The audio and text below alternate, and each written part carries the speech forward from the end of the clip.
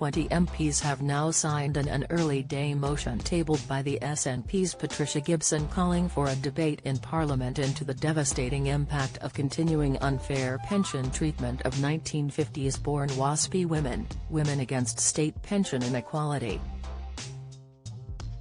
The North Ayrshire and Arran MP is also urging the UK government to respond promptly to the findings from the Parliamentary and Health Service Ombudsman's (PHSO) report into the way the changes to the state pension age were communicated.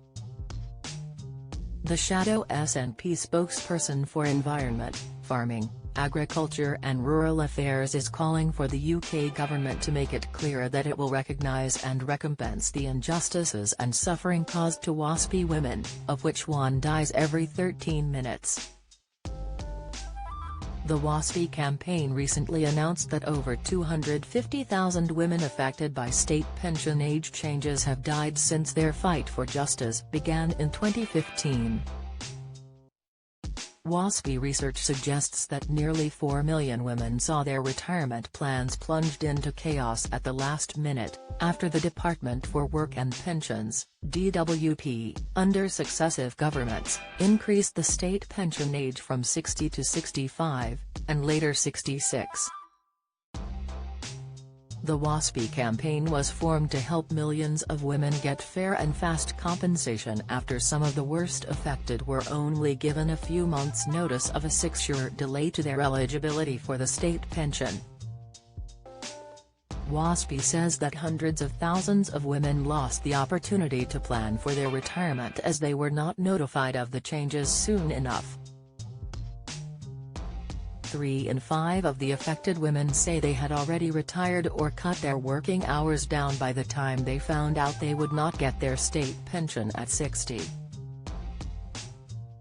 As a result, many have fallen into financial hardship, with a recent WASPI survey indicating that nearly half, 45%, of 1950s-born women have struggled to pay essential bills in the last year. Meanwhile, 1/3 have fallen into debt. On a more somber note, WASPI said that the stark milestone of 250,000 women's deaths since the campaign began 8 years ago suggests that approximately 15% of all those affected by the increase to the state pension age have since died. In July 2021, the PHSO's Stage 1 investigation ruled that the DWP failed to communicate the age changes to those women with enough urgency, finding it guilty of maladministration. However, it was forced to row back on its Stage 2 report following a successful legal challenge by the WASPI campaign against the original draft, which was found to be unlawful. A final Stage 3 report will then recommend to the UK government what level of compensation should be paid to affected women, but campaigners say women have waited long enough and ministers should act now. Responding to the WASPI campaign survey findings, a DWP spokesperson previously said, "We support millions of people every year and our priority is ensuring they get the help and support to which they are entitled." The UK government decided over 25 years ago it was going to make the state pension age the same for men and women. Both the High Court and Court of Appeal have supported the actions of the DWP under successive governments dating back to 1995, and the Supreme Court refused the claimants' permission to appeal.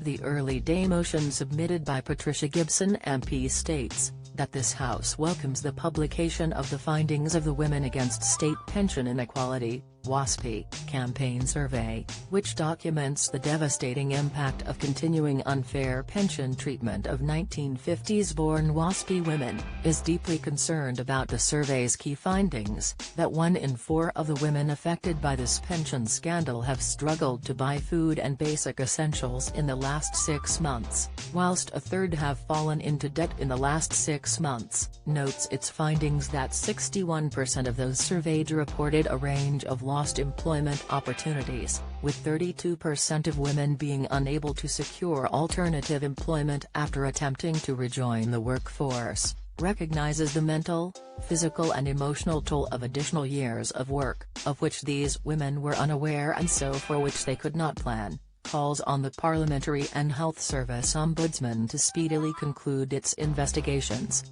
and urges the government to respond promptly to the Ombudsman's report and make clear that it will recognise and recompense the injustices and suffering caused to WASPI women, of which one dies every 13 minutes.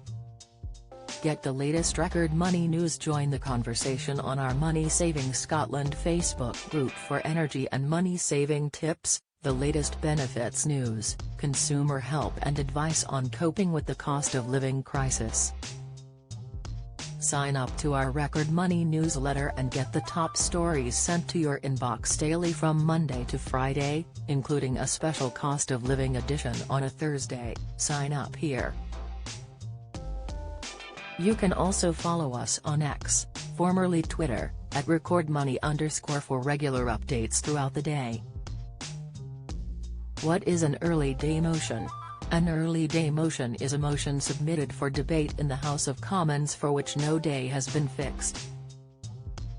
However, as there is no specific time allocated to it, very few are debated. What are early day motion used for? Early day motion are used to put on record the views of individual MPs or to draw attention to specific events or campaigns. By attracting the signatures of other MPs, they can be used to demonstrate the level of parliamentary support for a particular cause or point of view. At time of writing, 20 MPs, mostly SNP, have signed the Women Against State Pension Inequality campaign survey early day motion. Full list can be found on Gov. UK here. Join the Daily Records WhatsApp community here and get the latest news sent straight to your messages.